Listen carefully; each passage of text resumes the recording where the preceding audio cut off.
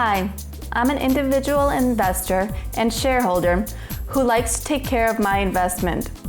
With that, I like to attend and actively participate at general shareholders meetings so that I can see where the company and where my investment is headed. Since I have many investments on the European market as well as other foreign markets, I cannot attend all the general shareholders meetings. That is why I'm satisfied and pleased that the Euro shareholders have decided to launch the Eurovote service. The Eurovote service enables me to vote cross-border at numerous shareholders' assemblies without actually being present. And how? Through a trustworthy, competent, and professional proxy who sees that all my interests are realized.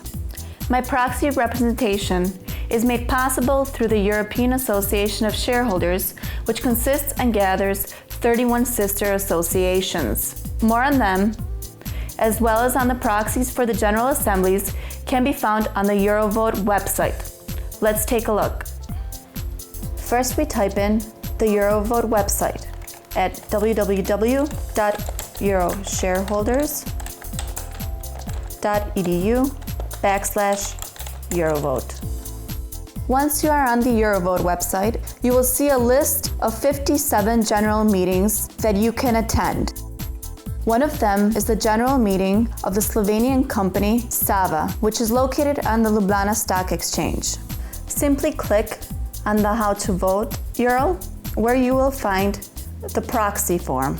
Here you will find proxy voting questions and answers for the individual participating countries, as well as proxy forms for the mentioned General Assembly.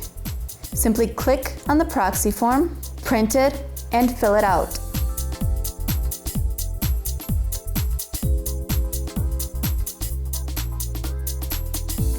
On the proxies created by the Pan-Slovenian Shareholders Association, the shareholder usually has a choice between different candidates for their proxy, among which the shareholder can choose the one whom he deems the most trustworthy and competent. The shareholder can pick the proxy of their choice by either circling the number in front of the proxy's name, writing the name of the proxy on the line provided, or by doing both. The choice is important because the individual proxy can choose differently on each individual item of the agenda, which comes to light if the shareholder denotes his favorite proxy and signs the proxy form.